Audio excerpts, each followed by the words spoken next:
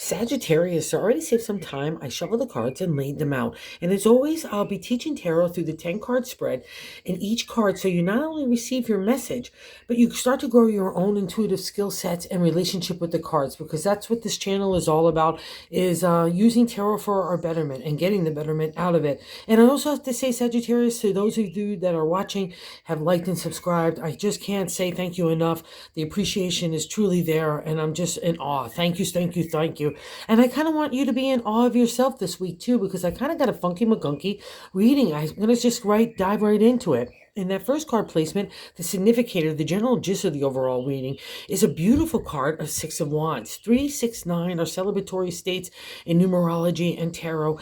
And at the sixth stage, because you're in the middle of kind of that journey of all that accomplishment, even in the minor arcana, right? In the journey of the tarot, in our creative energy, you've really got props about you. You have an acknowledgement from the outside world that you're a hottie tamale, whether it's your own personal spirit, putting yourself out in social situations, or doing new things that you've achieved an accomplishment in. This is a recognition from the outside, and God in the universe saying you've really got it going on. And let's see where we want to build on this, like kind of momentum that of the creative that's going on. And you want it too. But what's interesting is the crossing card. And that's what's blocking in that second card position, blocking the Six of Wands from really manifesting and you being able to really have a joyful state about this kind of a achievement, right? And the Two of Swords is indecision. And you're not making that decision for you. So maybe part of that accomplishment is not making you feel overall good in your integrity or ethics or character. Or maybe you were doing things for other people that you thought that would make them happy, but it's not making you happy at the end of the day. Because while the swords are our thoughts, it's really, to the ancient tarot, it was about our identity of wanting to do our life our own way, exploring how our character, our integrity, our ethics are kind of laid out before us as well. And because some of this reflection in this reading also has an encounter of people and situations that maybe left a bad taste in your mouth, and were kind of the friction for you to change in a way to make yourself happy. If you really need to allow that to happen to Sagittarius, even if there's a sense of accomplishment in one area of your life, don't be afraid to take a new pathway, because that's what the kind of overall reading suggests. And I'm going to validate that. So get out of an indecision mode, because you, in the Two of Swords especially, you're making decisions for other people.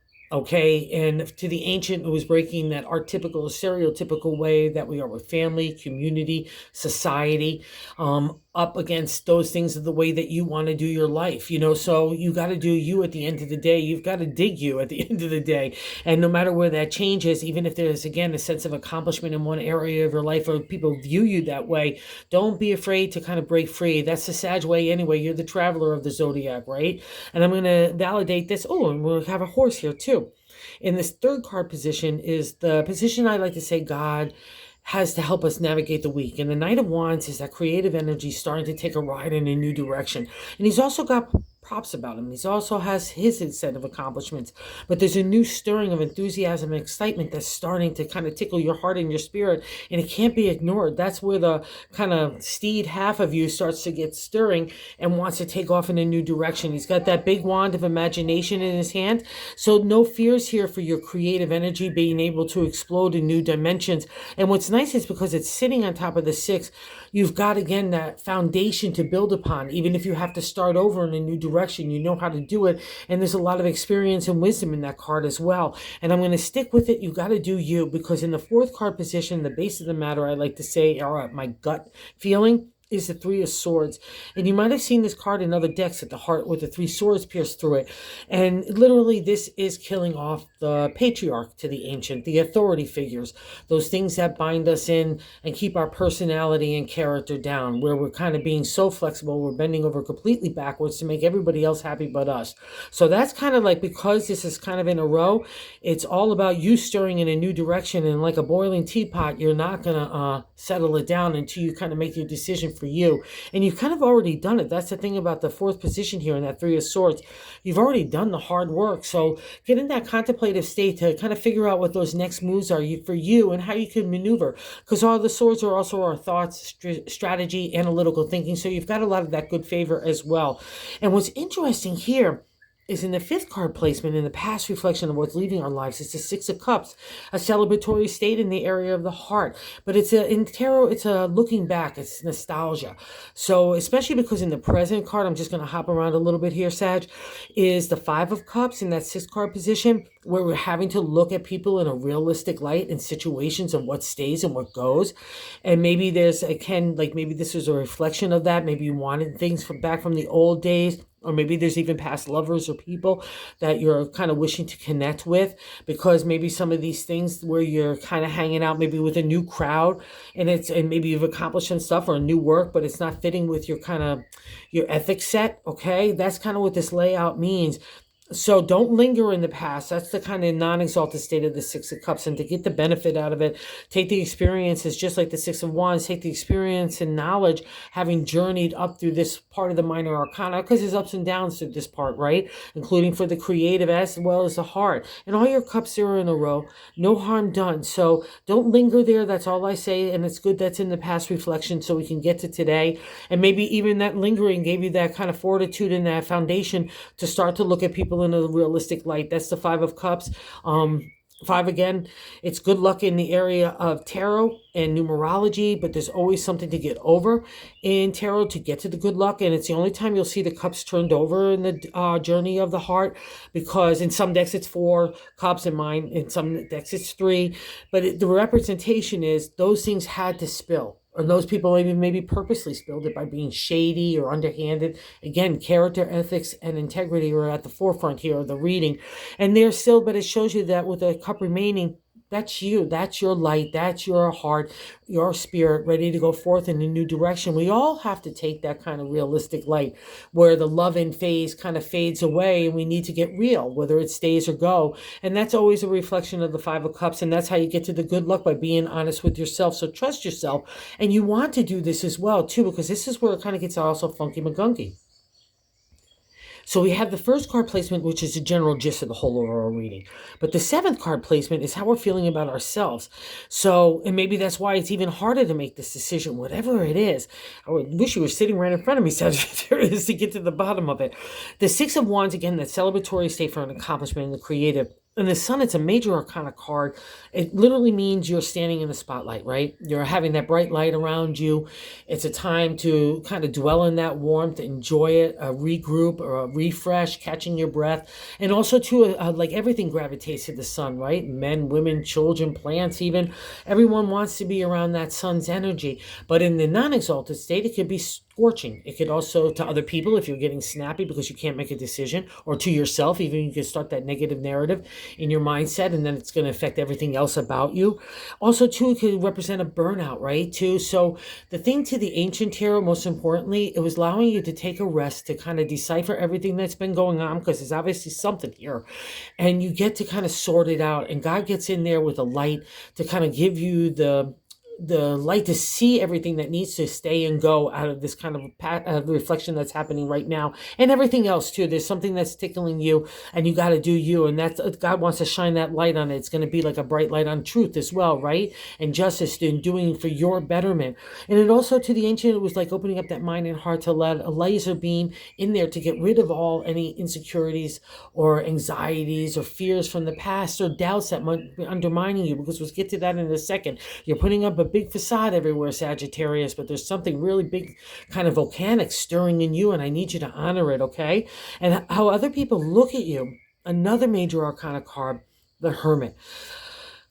This is interesting, because we got all this acknowledgement, this sunlight and everything, and the Hermit is introspective, right? We're going kind of becoming a hermit. I need a little bit of isolation time, and because it's in that how other people view you position of the 8th card position, it's like I don't want you backing off too much. I don't want you to get so isolated.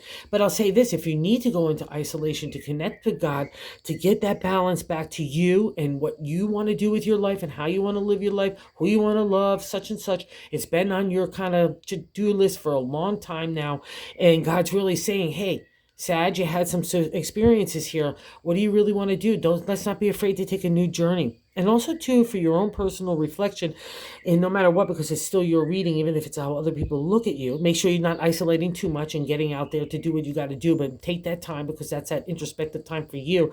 But it's also the spiritual warrior. It's an acknowledgement from God in the universe that you have been through spiritual warfare and you need to pat yourself on the back, but it also comes with an inner self confidence and inner self esteem. An inner self love that's like a steel rod. And maybe that's why this push here of what you've got to do for you, okay? And I'm saying this too because I think you're trying to make everybody else happy. In the ninth card position is our hopes and fears. So believe in that power of the hermit because that's your spirit, your soul, ignited in a way that's really warrior like. It's special. It's really unique. It's one of my favorite guys in tarot. And in the ninth card position is our hopes and fears. So we have another major arcana card here. Oh, three in a row where, wow, this is important, right? Because it's a life shift of some way because that's life lessons and it's all being about how to handle maybe the spotlight, having those achievements, taking new directions, making sure you don't go into isolation too much, but believing in your spiritual warrior and also doing you. I'm coming back to that because in our hopes and fears is the temperance card, another major arcana card. It's the flow of emotion. I want to make sure everyone's okay. I'm trying to please everyone as well, too, in this card. And the thing about it is a lot of responsibility, obligations come along with this card a lot of times too. And the thing about the temperance card, you need to make sure your headset is in the right place because you're the keystone. You're the flow of emotion. So without you, something goes by the wayside, all right? So you need to make sure the self-care, again, and building up that spiritual warrior that you've already been through and earned, okay? God's got kind of a gift here for you, but I need you to kind of get settled and get back to you first and foremost and figure out what that is because you've been fighting for it for so long. Now it's God saying, okay, let's see what we're going to do with it, okay? And that's a reflection of the temperance card. So don't be afraid to flow emotion either, too, especially after some of these cards are like kind of hurtful, that can be painful to our hearts. So don't feel like you can't be vulnerable again or give your heart completely over to new people and situations. That's what that remaining cup is all about. And that's life lessons, okay, Sagittarius? So no shutting down and no giving your excuses to say I'm too tired or I'm too this, to do what's right for you, especially taking that meditative 5 minutes for yourself, especially each day, because there's something going on here and you need to tap into it. So let it flow. All right, because obviously you're doing it anyway, and I think that's the better way because you can't kind of jump off that surfboard of emotion, but just make sure you're being balanced out yourself most importantly, and don't be afraid of being vulnerable as well, because I think that's part of this reflection of giving your heart over again. And I think I'm validating that with the 10th position, and the outcome card is the Five of Wands. So another five of good luck in the area of the creative. But again, here's something to get over in tarot. And it's getting over our anxiety, fears, insecurities, doubts that build up like a dragon in with the side of us, right? And a lot of times with the Five of Wands, it's like pickup sticks. It's like it can be scattered. All our wands are like going in different directions, even though they're all aflame. So all good, but we just need to prioritize our life. We need to make sure we're not engaging, especially with the temperance there and the spiritual warrior, in kind of petty stuff, small stuff. We can't let our mind kind of get off the big stuff that needs to kind of figure out what do you want to do? How do you want to do it? And who do you don't care about making happy, right? So you just got to make you happy right there because that's a reflection of these kinds of cards and the swords of that identity because I'm getting scattered now. It can feel a little chaotic. It can feel scary to kind of take that new ride in a new direction because I'm not organized, all right? So get settled down. Just organize, prioritize, but it all starts with you. What do you want to do, Sag?